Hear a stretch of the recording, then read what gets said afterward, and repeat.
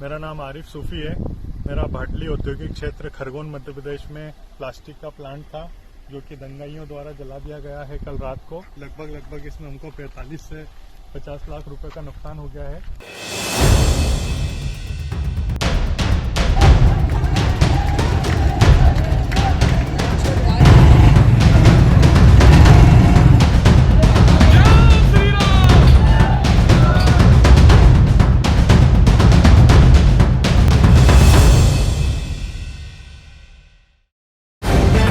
The live TV, सच सबसे आगे।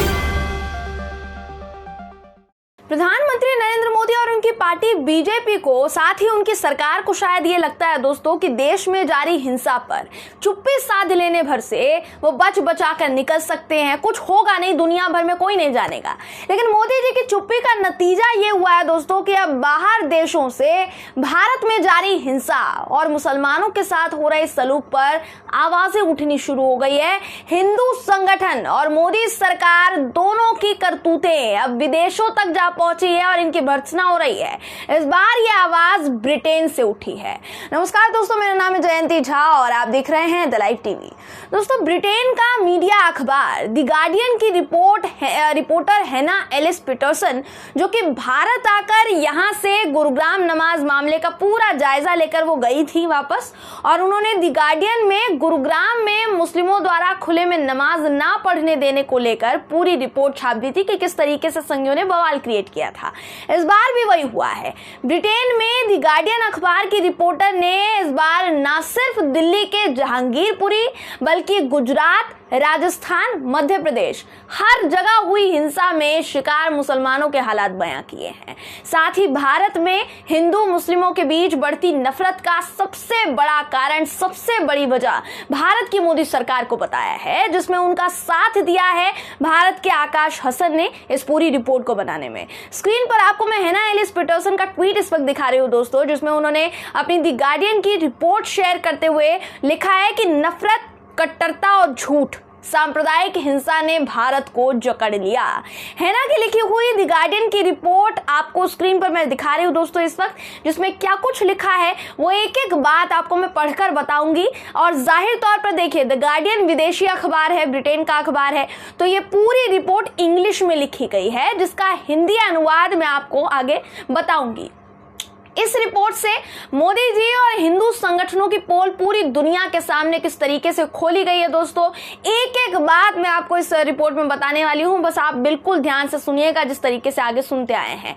इस रिपोर्ट के शुरुआत में ही लिखा है कि भारत देश पहले से कहीं ज्यादा हिंदू मुस्लिम में विभाजित हो चुका है और बहुत सी चीजों के लिए मोदी की बीजेपी जिम्मेदार है। इस रिपोर्ट में हैना पीटरसन ने जहांगीरपुरी में हनुमान जयंती के दिन निकले जुलूस के बारे में बताते हुए लिखा है कि हनुमान जयंती के दिन सब कुछ ठीक चल रहा था, सभी श्रद्धालु हनुमान जयंती मनाने के लिए इकट्ठा हो रहे थे, लेकिन ये शांति कुछ ही देर तक कायम रह पाई और थोड़ी देर में भंग हो गई, क्योंकि एक अनधिकृत परेड इकट्ठा होने लगी। इस बार हिंदू राष्ट्रवाद का प्रतीक भगवा रंग में पुरुषों ने सड़कों पर तलवारें और पिस्तौल लहराए और भड़काऊ सांप्रदायिक नारे लगाने लगे। हैना ने गवाह का हवाला देते हुए वो बताया दोस्तों जो उस दिन हुआ। वो लिखती हैं कि एक गवाह 39 वर्षीय तबरेज खान ने कहा कि एक हिंदू भीड़ ने मस्जिद के अंदर बियर की बोतलें तोड़ दी, वहां भगवा झंडे लगाए और जय श्री राम का जाप किया। मस्जिद की रखवाली यानी मस्जिद का जो केयर टेकर था उसने उनका विरोध करना शुरू कर दिया, जिसके बाद विवाद शुरू हो गया। जब उन्होंने मस्जिद को अपवित्र करना शुरू किया तभी मुसलमानों को गुस्सा आ गया और झड़पें शुरू हो गई और पत्थर फेंके गए, पत्थरबाजी शुरू हो गई। दोस्तों, हैना पीटरसन ने इस रिपोर्ट में अभी तक जहांगीरपुरी मामले में आए पुलिस के बयान से लेकर सब कुछ बताया है। मुस्लिमों का क्या कहना है, साथ ही हिंदुओं का क्या कहना है, दोनों पक्ष पक्षों की बात उन्होंने यहाँ रखी। वहीं जहांगीरपुरी के स्थानीय लोगों के मुताबिक इस केस में जानबूझकर मस्जिद पर हमला करने के मकसद से विश्व हिंदू परिषद के लोगों से ये सब करवाया, ये बात भी इस रिपोर्ट में मेंशन की गई है। इसके बाद हेना ने न सिर्फ दिल्ली के जहांगीरपुरी मामले का जिक्र किया है, बल्कि गुजरात, मध्य प्रदेश, झारखंड, पश्चिम बंगाल, बिहार, जहां हुआ है, मतलब लगभग 7 राज्यों का उन्होंने जिक्र किया और कहा कि इन राज्यों से रामनवमी और हिंदू त्योहारों के दिन हिंसा के मामले सामने आ चुके हैं और इस हिंसा में ज्यादातर मुसलमानों के खिलाफ सांप्रदायिक हिंसा हुई, जो फिलहाल रमजान का पालन कर रहे हैं। इस रिपोर्ट में आगे लिखा गया कि झड़पों में एक व्यक्ति की मौत हो गई, नतीजन दर्जनों मुस्लिम स्वामित्व वाले घरों और दुकानों को आग लगा दी गई या फिर ध्वस्त कर दिया गया। ध्वस्त किससे किया गया? बुलडोजर से, जो यहाँ मेंशन नहीं किया गया। कई मस्जिदों के बाहर भड़काऊ नारे लगाए गए और मुस्लिम पूजा स्थलों के अंदर भगवा झंडे लगाने की कोशिश हुई। दोस्तों, इसके बाद जो रिपोर्ट में लिखा गया वो आपको चौंका देगा, हैरान कर देगा।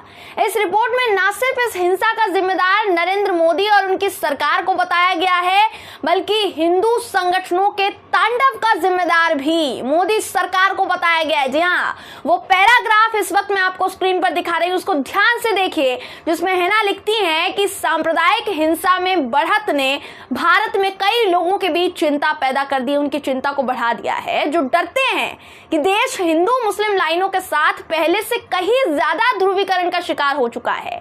कई लोगों के लिए सत्तारूढ़ दल, सत्ताधीश यानी हिंदू राष्ट्रवादी भारतीय जनता पार्टी दोषी है, जिसका नेतृत्व प्रधानमंत्री नरेंद्र मोदी कर रहे हैं।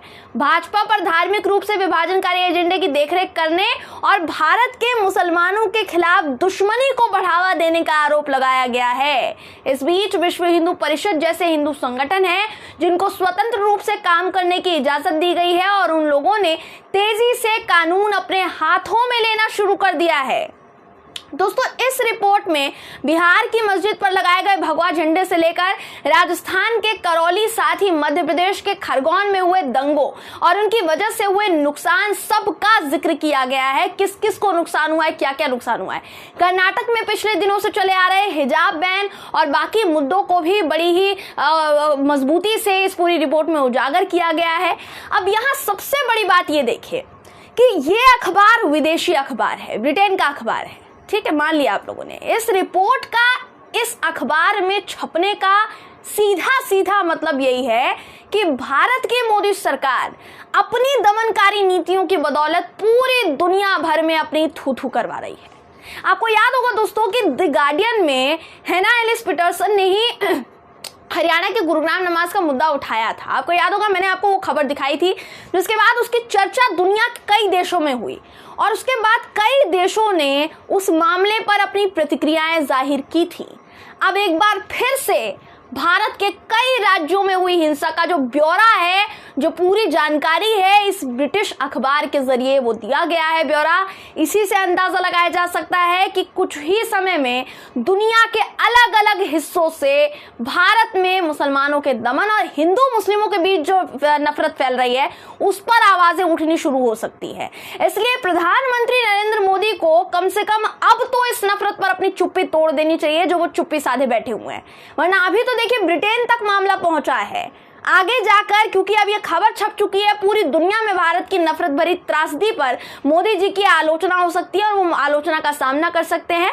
और सिर्फ इतना कहना चाहूंगी कि पूरी दुनिया देख रही है, मोदी जी को मुंह में दही जमाकर शांति से बैठना ना महंगा पड़ सकता है।